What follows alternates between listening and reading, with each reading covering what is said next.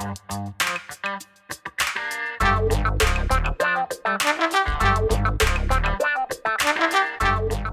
guys, Montel here. Welcome to this edition of Let's Be Blunt with Montel. And I'm so excited about having a guest on who's a repeat guest who's going to give us some updates about what's going on with cannabis at the national level. But before we get her in, I want to talk a little bit about the fact that, people want to see cannabis legalized nationally. And the people who want to see cannabis legalized nationally got a welcome surprise this last month when Supreme Court Justice Clarence Thomas called into question the constitutionality of the federal bans on marijuana.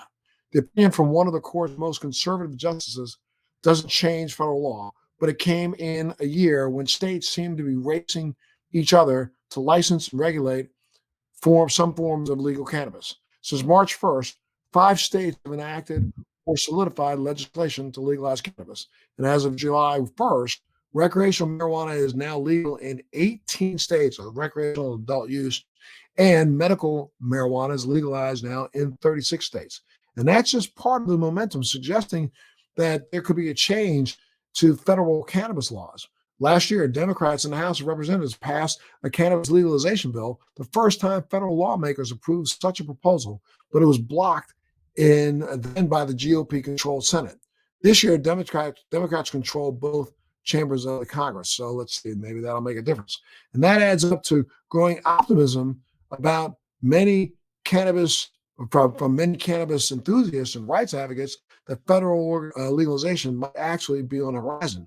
But I got to tell you that I think we've been hoodwinked, especially a lot of the cannabis advocates that are out there that have always thought that it was only a matter of time before, once we got a Democrat in office, we would legalize. And I've said since way back during the campaigns, don't rush to judgment. Why? Because we have a president who now elected, and at the time was a fierce proponent against any forms of drugs, though he will sit down and have a sip of wine at any event he goes to. He's this major proponent against cannabis and against any form of drugs. Why? Because of his own personal family history. And then we have a vice president who, during her tenure as Attorney General in California, set records with the number of nonviolent cannabis arrests that took place in that state, even though cannabis was legal in the state. So I have been appalled and have always said that, that if you're waiting for a Democrat, especially this particular Democratic, administration to legalize, don't hold your breath, because you're not going to come out on the side that you think you're going to come out on the side of. And could cannabis be made legal in the United States under President Biden? The signs are mixed. Most Americans want it, but the federal politics of cannabis remain unclear. In a surprise move again, conservative Supreme Court Justice Clarence Thomas recently called into question the constitutionality of federal bans on cannabis. And joining me today to give us an update on the state of cannabis in the United States is MPP's Director of State Policy. She manages MPP's grassroots and direct lobbying efforts in state legislatures and is responsible for updating MPP's model legislation, which formed the basis for several laws. In 2011, she was appointed by Governor of Maryland, Martin O'Malley, to serve on the state's medical marijuana work group. And she earned her JD from Loyola School of Law in New Orleans, where she received the Gillis Long Public Service Award and the Crowe Scholar Award. She's admitted to the bar in the District of Columbia. Karen O'Keefe, welcome back to Let's Be Blunt. Thanks so much for being here today. So great to be with you. Thanks for having me on.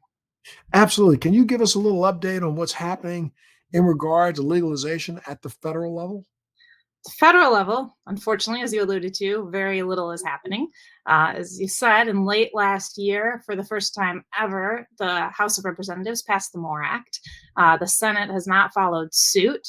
At the federal level, we still have a rider in effect, which prevents federal law enforcement dollars from being used to target those complying with state medical marijuana laws. We also have essentially the Cole memo in effect, although it was rescinded in practice, it's still in effect, which has prevented people from being raided and targeted and prosecuted for complying with adult use legalization laws. But everything is still federally illegal, even though it's mostly not prosecuted. And that, of course, has devastating consequences for some people. It means that a person can still be deported even if they're a legal US citizen, for using cannabis, for working in the cannabis industry. It makes things a lot safer because banks are less willing to hold cannabis dollars. It, of course, creates a kind of cloud of uncertainty over the whole industry. There's issues with federally subsidized housing and all kinds of other impacts that happen because of federal law, including federal drug testing of federal employees. Biden's administration has fired or not hired people that had offered jobs to for having used cannabis in the past and admitting to it. So essentially, the Biden administration has not been an ally as of yet. In fact, in his proposed budget for this year, he would continue having the federal government prevent the District of Columbia from legalizing sales of cannabis, which was disappointing. And I find that really absolutely ridiculously disturbing, since the same budget authorizes continued research into cannabis at the University of Mississippi and a continued distribution of cannabis to the few number of patients who receive cannabis from the University of Mississippi. Why? I'll tell you something very funny, very interesting. Last week, I testified in a court before a judge. I won't give out the state and the details, but I was testifying on behalf of a company that was trying to have their application for a license in a state renewed and revisited because they were the top company trying to get a license. They were actually given a license, and the license was taken back because of something really kind of stupid on their application. So I was in testifying, and I sat down before this judge, and this judge, I said to him, well, the first question I was asked was, Mr. Williams, why don't you tell us a little bit about, why you're an advocate for medical cannabis? And I said, well, I'm the same advocate that our government is, because, our government since 2002 has owned a patent on cannabis, which was patent number 66003-03507, and on certain cannabinoids, not THC, but, other minor cannabinoids. And the judge said, excuse me, what'd you say? I said, yes, our government has owned a patent. Here's a judge reviewing a case about cannabis in a state that has legalized cannabis and doesn't even know the facts. Mm-hmm. And this blows me away because, it's almost like, and I know there are a lot of people say, well, that's not a big deal. That was a program that was put in place, back then, that had existed just because they were trying to do some research and they're really trying to refute the efficacy of cannabis. However, our own government in the abstract to that application writes in there definitively how efficacious they believe cannabis is. Mm. And I just wonder, why don't we talk a lot more about that? Why don't we talk a lot more about the fact that for 40 years, the United States government has dispensed marijuana, not just grown it, tested it, but dispensed it. Excuse me. The majority, I will tell you that 99% of the same people who sign polls that say that they support medical cannabis across the country don't know that. We need to start getting that information out there. I'm sorry, I'm on a little bit of a tirade, but it's like when that judge looked at me and the two people on the other side who were, supporting the state and trying to deny this license, they looked at me and I was waiting for that one lawyer to say, that's not true. And I was going to say, dude, look it up. I got it right here on my phone. You know what I mean? But he never did it because they recognized how stupid it would have sounded if they'd come across not knowing themselves. But why don't we emphasize that a little bit more? That would show the hypocrisy of all attitudes since, really the early 80s. Yeah. Irv Rosenfeld is now the only, I believe, surviving patient that gets the federal cannabis shipped to him every month. And he's been a great witness. He's testified in a lot of the state legislatures that are considering medical cannabis. And he brings this canister of 300 federal joints and, just the lunacy of here he is with this cannabis provided by the federal government that his doctor has attested probably saved his life and certainly dramatically reduced his pain. And at the same time, all of these other patients that are sitting in the same room with him would be criminals if they use the same substance that he's used for decades. I just hope that soon somebody will do, and I wish Irv, and I also have one of Irv's canisters, and I wish that we get Irv on film and put that in every theater across the country, or put that on Netflix so that people can just drop in and take a look at it, to understand that there is just such serious hypocrisy and stupidity here. Mhm. And also, in addition, we still have a line in every single budget that provides funding to the University of Mississippi to continue their program. Mhm. Yeah. So, yeah, I The don't know. whole root of cannabis prohibition is really hypocrisy. If you think of how many people have died of fatal overdoses from cannabis, which appears to be zero compared Sure. to 2,000 or more people dying of alcohol poisoning every year, more than 50,000 dying every year from the health effects of alcohol, and there's not even a CDC category for cannabis. In addition to the hypocrisy of cannabis itself, if you're going to draw a line for what's legal and what's not, it makes no sense to have cannabis on the illegal line when alcohol is not only tolerated, there's even social pressure to consume it. As you said, Biden drinks wine. Almost every president probably has drank wine, had people over, hosted people and served wine, while the same administrations fire people for admitting having used cannabis in the past. Which is absolutely ridiculous. And I'm hoping that at least, well, what do you think? I mean, let's take a look at that. We just went through 1 year where, and I'm going to tell you, this is my crystal ball. I guarantee you that the year leading up to 2022, both Biden and Harris will open up their mouths again, talking about how they really support legislative changes for the criminalization of cannabis and how we would love to see reform. And shut up. I feel like reaching across the aisle to smack them both upside the head and saying, stop. Tell the truth, because what's going to end up happening is, just like Clarence Thomas stepped forward, you get a conservative Republican who's championing the cause. Be careful, America, because if Donald Trump says, first thing I'm going to do when they put me back in office is legalize marijuana, that fool is going to be the president of the United States in 2022.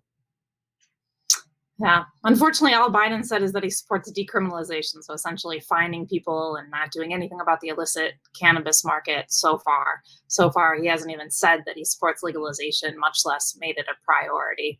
We did have the majority leader of the Senate, Chuck Schumer, and others put in a bill today to federally legalize cannabis. But even if they had majority support, unfortunately, with a filibuster, you need a supermajority to get that through. Yeah, this is the Cannabis Administration and Opportunity Act. Tell us a little bit more about it. Is anything else we need to know about that bill? Well, it just dropped, so unfortunately I haven't had a chance to read the entire thing, but as I understand it, it would deschedule cannabis under federal law, and it would allow states to make their own decisions, and it would also expunge past cannabis convictions so that a person is no longer branded with a scarlet letter that makes it so hard to get a job. It ain't happening. That's not happening in this racist society that we live in right now, where we still need to have enslavement tools to keep blacks and people of color in prison. This is a time when we have leaders on the other side that are just, when they are trying to deny the right of people to vote. Do you think that they want to give people a right to consume something of their own, even though they were the ones who pushed the hemp bill? And then they still won't correct all of the issues that are going on when it comes to hemp and banking. Yeah, there were a few Republicans that voted for the MORE Act. I believe it was, we could count it on one hand, as I recall, in the House. I don't think that a single Republican has sponsored legislation in the Senate yet. Former Senator Cory Gardner was supportive. In most of the states where we've worked on legalization, we got a handful of Republican votes. So in Connecticut, I believe it was a single Republican in each chamber that included expungement as well. But by and large, unfortunately, Republican elected officials have been at great odds with voters, because we've seen 68% support among Americans for making marijuana legal, including roughly 50% of Republicans. And we see way less support than that among Republican elected officials. Well, now, it's a little odd when you look at the way it really isn't rolled out at the state level. I mean, we have 36 states and the District of Columbia have legal cannabis in the medical form. And then 18 states have what they're calling adult use cannabis. Is that right? That's right. And we've also, in addition to seeing this reluctance of some elected officials to listen to the will of the people, we've actually seen kind of a war on democracy in terms of the ballot initiative process. So most of these laws for legalization passed by voter initiative, which is only available in about half of the states. And that includes very conservative states like South Dakota and Montana. Missouri. Nebraska approved one that was for medical cannabis, and we've seen funded lawsuits to try to kick these off the ballot. So in Mississippi, there was a broad medical marijuana initiative, and it was challenged in court. There was basically an impossible to comply with signature requirement that they ruled it. They just voided the initiative. In South Dakota, the Supreme Court is deciding a decision, appeal of a decision that voided that state's legalization initiative. In Nebraska, the Supreme Court kicked off a ballot in a very strangely reasoned decision that was not in keeping with prior measures. And in both Nebraska and South Dakota, we think that the governors, which both happen to be Republican, were behind these pushes to do away with the will of the voters. So not only would they not enact them themselves, they actually attacked the voter initiative process.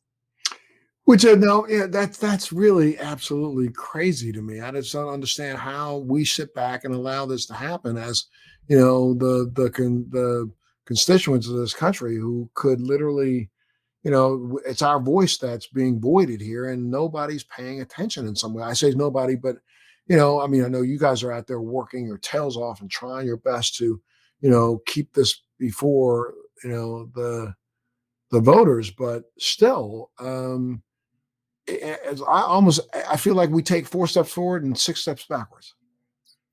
Well, on the one hand, when I started working at MPP, there was only 8 medical states and 0 legalization. And when you started working on the issue, it was about the same, because you've been at it for a long time. So we've made way more steps forward than backwards, but it's just maddening to see these attacks on the democratic process and these elected officials that are so far behind the public. But increasingly, you know, compared to just a few years ago, there were almost no governors that said they supported legalization at all. And now increasingly more elected officials are realizing that it's a winning political issue, it's good policy, and we're starting to see more change, but it's not something that's going to happen on its own. It still takes a lot of fight. And which states, again, let's go back for a second. Which states recently legalized cannabis? Which are 5 of them? I had the last ballot initiative, the last vote. So in the last ballot initiative process, Arizona voters, Montana voters, South Dakota voters, and New Jersey voters legalized. The South Dakota one is hanging in the state Supreme Court. Then since the ballot initiative, we've had the legislatures of New York, Connecticut, Virginia, and New Mexico all legalize cannabis for adults, which is almost half of all the legalization states just happened in the past year. So it's really been a dramatic upsurge in activity. And you know, that New York initiative is a standalone one that's really kind of, I mean, it's impressive, I think, and a lot of people don't know what New York has really done. But I mean, you can basically consume cannabis anywhere you can smoke a cigarette. You even know, in public streets, yeah. Yes, even in public streets. And they're going to allow for cannabis consumption restaurants and establishments, right?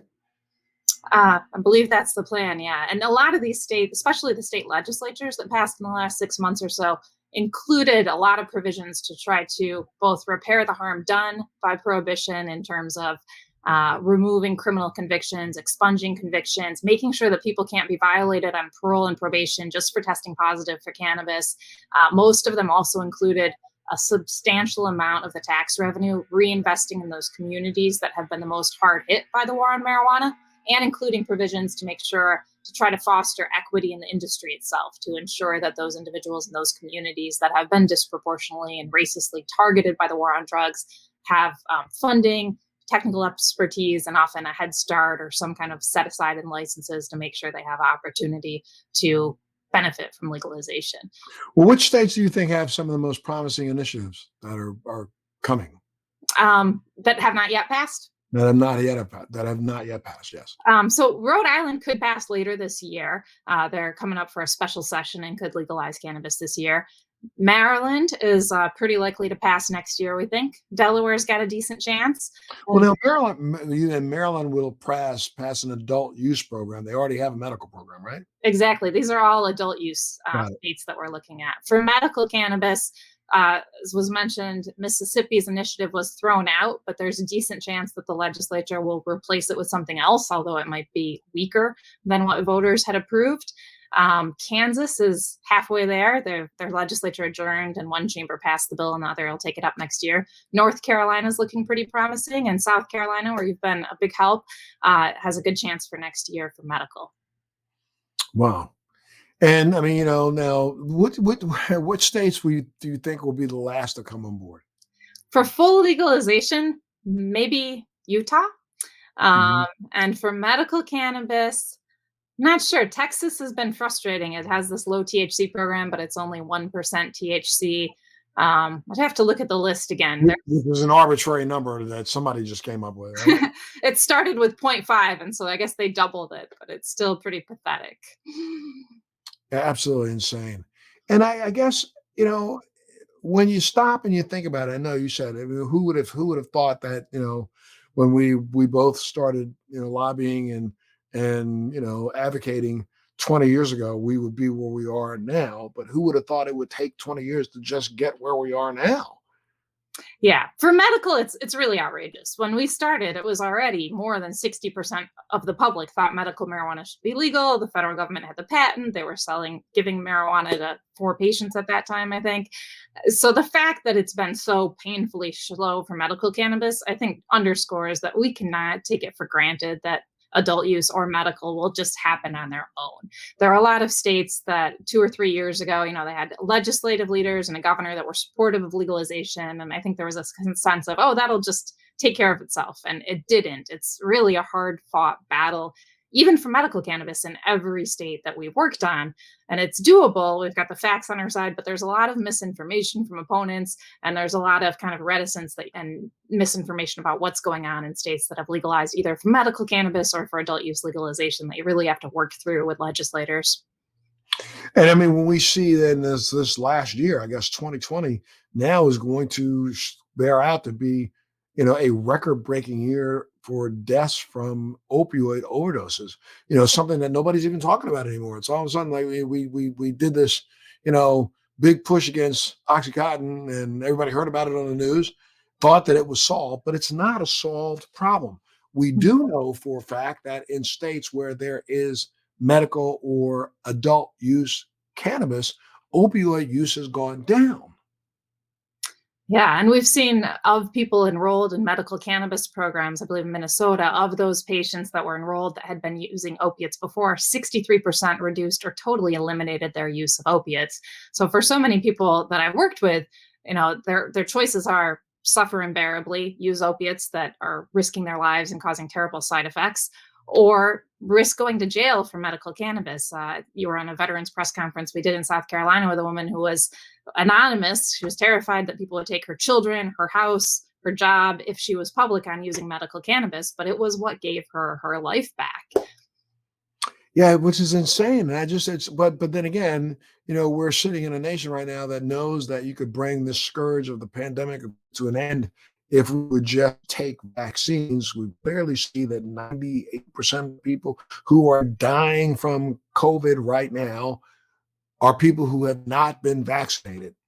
Those who have been vaccinated are people who are at least surviving and getting beyond COVID if they get it. But we have this attitude that we don't want to vaccinate. And it's like this attitude that people have that I don't care if you don't want to do cannabis, but why should your neighbor not be able to do cannabis if it provides them with some relief? Yeah. And we know that they're not out robbing you. They're not going to break in your back door and steal everything you have. So it just is crazy to me that we're living in this I don't care about my fellow man time in America. Yeah. One of the frustrating things too is that law enforcement, in some cases, the organized law enforcement, not so much rank and file, but have been vehemently opposed to both medical cannabis and adult use legalization. And sometimes they'll say, they can search people if they smell or say they smell cannabis. And that gets back to, we've seen so much abuse with people being stopped in New York City. They had decriminalized cannabis and it became the arrest capital of the world because officers there would tell people to empty their pockets or they'd just search them when they weren't supposed to. Once it's in public view, it became illegal. So we've seen this really as a tool for oppression as well. And the way it's sold to the public a lot of times is misinformation, misstating what's going on in the states with legalization. With medical cannabis, we see a lot of blurring the lines between the two. It's very frustrating. And especially right now, where this whole idea of a cop's nose being better than a dog, when we know that most dogs can't differentiate between hemp and cannabis. We've got all these hemp cigarettes out there that are now being smoked by people that have the 0.00 3% THC, but still, we have cops pulling people over saying, well, I smell cannabis, so I'm gonna search you now. Maybe the cannabis was in the trunk of the car and all they had on them was hemp, but they get busted for having cannabis, which is really kind of stupid. Yep. And in a lot of cases, they have nothing at all. You look at a couple of researchers have done studies and found that in most cases where people are stopped and searched in their vehicle, nothing was found. And we've seen a dramatic reduction of traffic stops that happen and searches after traffic stops in states that have legalized cannabis and a reduced disparity. So you think of, in addition to stopping people from going to jail, stopping people from getting the scarlet letter, it stops these very insulting, tense, humiliating, unnecessary police civilian interactions that in some cases are even deadly. Now you're being on the pulse of lobbying and helping state legislations to form their bills and put together their efforts. Have you also been getting recent information about, because I know during this entire pandemic, research has continued around the world. And I've been kind of excited about a lot of the research that's been coming out about cannabis, cannabinoids, flavonoids, terpenes, and those things, and their medical efficaciousness. Have you seen a lot of literature written on that lately? I haven't seen a ton of new literature on that, so you might be able to enlighten me some more if you've seen a few studies I have not. Well, there's a few. There's a couple of them that came out about 3 months ago that talk about flavonoids having a greater anti-inflammatory response than almost all of the medications that we have for frontline use, and how the flavonoids in cannabis could help to reduce some of the inflammation in the lungs of those who are COVID patients. Found that like absolutely incredible, but that kind of just peeked its head above water and went back down in the water because like nobody wants to hear cannabis and COVID. Yeah, I heard something similar. It might be the same study from Dr. Nagarkati out of, I think it's University of South Carolina, who's a researcher on cannabinoids. And right kind of early on, he had done some research that suggested that cannabis could help with inflammation from, I think it was the storm kind of that happens with the immune system. Mhm. It's very encouraging. Very encouraging. And I think, the more we get more research done, I think the better all of us will be. What can folks do if they want to get involved with the progress in federal legislation? Well, they should definitely like us on Facebook, follow us on Twitter, check out our website. We're at MPP for marijuanapolicyproject.org. Sign up for email alerts, and then we can let you know when a bill drops so you can contact your legislators. We have pages on each of the states to say what's going on in your state, what bills are pending, so that you can contact your legislators and let them know. Federal legislation is important, but people are more likely to have an influence at the state level because state legislative districts are very small and we see a lot more progress a lot quicker. We don't have, a federal filibuster blocking statewide reform. So check out our website, get engaged. Really, a handful of voices can change an individual state legislator's opinion, and sharing your own personal story can be so powerful and change somebody from being opposed to being an advocate in many cases. Well, I think what's insane to me is that at the federal level, we've seen, legislation that's changed things with regard to LGBTQ plus community, where, we only had a handful of states that started passing laws and the federal government passed the law. We have 36 states. We are beyond that, right at that 75% mark right now. Mm-hmm. I don't get why this can't just be pushed over the hump. Filibuster is a big part of it. I mean, we do not have, even among the Democrats in the U.S. Senate, there are a handful that say they're not supportive.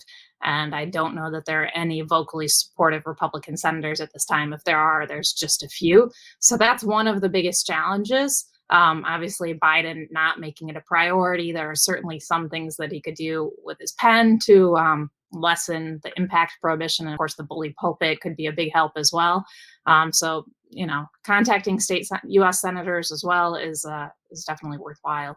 And on the national level, I mean, what's your plans for the next year? If you had a crystal ball, what would you think is going to happen in the next year? Do you think we'll get any federal legislative changes in the next year? From what I understand, the most likely to pass would be safe banking, which is simply making it easier to have banks, which is important because loans are a big problem. Having banking is a big problem for driving up costs and vulnerability to theft and so forth. But it's not where we should be, given where the public is and given how ludicrous federal prohibition is. I had hoped that a minimum we could get something like we have for medical cannabis, an appropriations rider, which the filibuster is not an issue for, that just provides that at least federal funding can't be used to interfere with state legalization laws, not just medical laws. But that's to be determined. That, I hope to be proven wrong, but at this moment, I'm feeling like that might be the most that's likely in the short term. And the Fed's not turning away the federal tax dollars, though, are they? No, they're not. And not only do they take federal tax dollars, marijuana businesses are not able to deduct normal business expenses. So their effective tax rate is through the roof, which is a real problem for some of these businesses, especially standalone retailers, because the way it works, they just can deduct even fewer of their taxes. So the federal government's getting an enormous amount of taxes, many of which are only by virtue of cannabis being illegal under federal law that they're getting this kind of excessive amount. Yeah, I think it's something that a lot of our listeners need to understand. I mean, in any state where there is legal cannabis, whether it be adult use or medical, it's taxed beyond belief at the federal level, not just the state level, correct? Yeah, and because of federal law, because a lot of credit card companies, almost all, won't allow credit card transactions, a lot of the transactions are in cash. So I've talked to businesses, their staff, that have taken huge amounts of cash. They have to have like drop safes inside of cars and things like that they pay the IRS physically in dollars, which take a very long time to sort through just that volume of cash, and is obviously a security hazard for everybody involved to have that volume of cash moving around. And we're absolutely ridiculous. It's almost like, well, we're going to keep you illegal, but you pay me while we do so. You know what I mean? It is. Yeah. Anything else you want to add?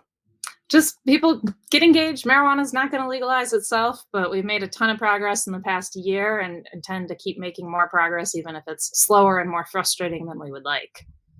Absolutely. And again, if they want to get a hold of MPP, where do they go? MPP for marijuanapolicyproject.org. .org. Well, I got to tell you, I applaud everything that you guys do, Karen. And whenever, I know I kind of am on the periphery of, activism right now because I am literally involved in the process of the business of cannabis. But anything I can do to help, you let me know. And I'm hoping that, podcasts like this, help to enlighten and, educate the public. We really appreciate everything you've done over the last 20 years and last year helping with South Carolina and other states. Thank you so much. Absolutely. Well, you've been listening to Let's Be Blunt with Montel. That's Miss Karen O'Keefe. Make sure you reach out to MVP if you want to get involved to see what you can do in your own state. Okay? And join us on the next Let's Be Blunt with Montel. Thanks for joining me on Let's Be Blunt with Montel. Please make sure you're subscribed and hit the bell to be notified when new episodes post each week. We'd love to hear your feedback also, so please send us your comments.